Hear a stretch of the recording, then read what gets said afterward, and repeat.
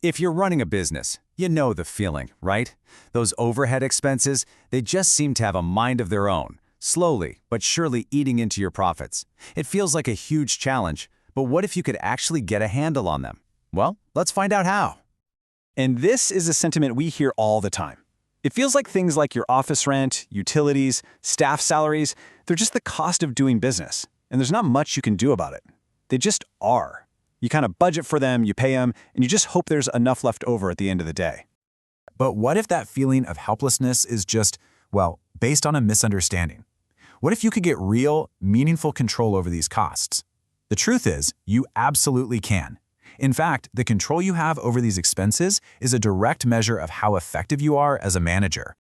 So to get you there, we've put together a little financial roadmap for this explainer. First, we're going to reframe how you even see overhead. Then we'll break down the two crucial types. After that, we'll walk through a budgeting playbook, show you how to analyze everything with ratios, and finally, cover the right way to record it all, because that's the foundation that makes everything else possible. So let's dive in. First up, taming your overhead.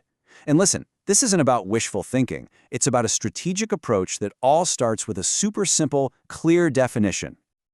Let's just make sure we're all on the same page.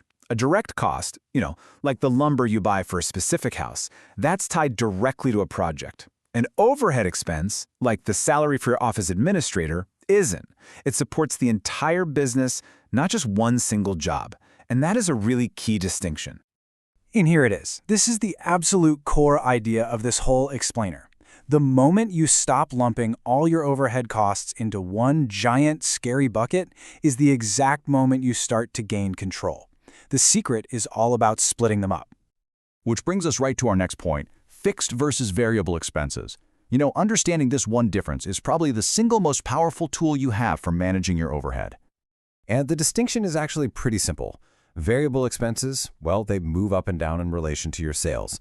The more you sell, the more of these expenses you'll have. Fixed expenses, on the other hand, stay pretty much the same whether you have a record-breaking month or a really slow one. So let's look at some real-world examples here. Your payroll taxes on your construction crew, they go up when you have more projects and more workers on site. That's variable. The more your crews are driving to different job sites, the more you're going to spend on gas and oil. See? These costs aren't tied to one single job, but they are absolutely tied to your total volume of work. Now, compare that to your fixed expenses. Your office rent is going to be the same amount every single month, no matter how many projects you have going on. Your bookkeeper's salary doesn't change based on your sales volume. These costs are really the foundation of your operation. They give you stability, but you have to manage them carefully because they're there no matter what. Okay, so now that we know the types of expenses we're dealing with, we need a tool to manage them, and that tool is your budget. Let's think of it as your playbook for success. I just love this quote from the source material.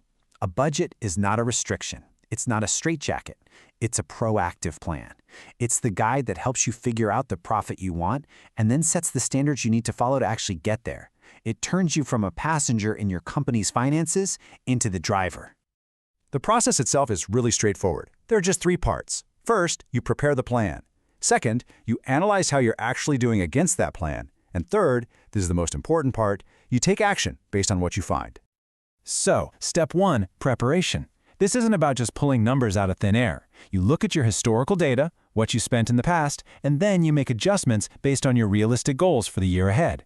A budget has to be both optimistic and achievable. Otherwise, it's just a useless piece of paper. Step 2 is where the magic really happens. Analysis. You have to compare what you're actually spending to your budget on a regular basis. I'm talking at least monthly. This frequent check-in is what lets you spot a problem, like a utility bill that's creeping up or excessive supply costs, before it spirals out of control.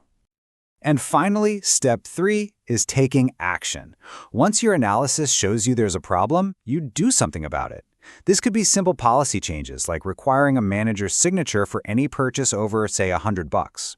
It means carefully checking invoices for errors. It means having a structured process for raises instead of just giving them out randomly. All these little actions add up to massive savings. Okay, budgeting is fantastic, but for an even sharper picture, let's move on to analyzing with ratios. This is how you can see the health of your overhead costs at a single glance. There are two simple but incredibly powerful ratios you should be tracking. First, your total variable expenses divided by your sales. And second, your total fixed expenses divided by your sales. These two little percentages tell you a whole story about how efficiently your business is operating. Now, you might be wondering, why compare to sales? Why not compare to direct costs or something? And that's a great question. The reason is that sales is a much more stable benchmark. Your direct costs can fluctuate wildly because of things like inventory losses or idle labor, and that would distort your ratio and give you a false signal. Comparing to sales gives you a much cleaner, more reliable trend line to follow. We're almost there. We know the types of costs, we have a budget, and we've got our ratios. But you know what? None of it works if the data is wrong. And that brings us to our final crucial section, recording expenses correctly. This concept is absolutely fundamental for accurate analysis. It's called accrual accounting. All it means is that if you use a service in January, that expense gets recorded in January, even if you don't actually pay the bill until February. This is how you match your expenses to the revenue they helped generate in the correct time period. The same principle also applies to how you handle big payments. For instance, if you pay your entire year's insurance premium in January, you don't book that as one giant January expense. No way. You set it up as a prepaid asset, and then you expense 1/12 of it each month. Similarly, a huge one-time cost, like the legal fees for setting up your business, can be treated as a deferred asset and spread out or amortized over several years. Let's bring this all home. Budgeting, ratios, proper accounting. Look, these aren't just academic exercises. They are active tools. The goal of all this work isn't to get better at guessing what your expenses are going to be. The goal is to set an ideal level for your expenses and then actively manage your business to meet that goal. It's a huge shift from being reactive to being proactive. So I'll leave you with this question to think about. Based on everything we've just covered, what is one area, could be office supplies, fuel costs, online subscriptions, where you can apply these principles and start your journey to true financial control right now, today? Thanks for tuning in.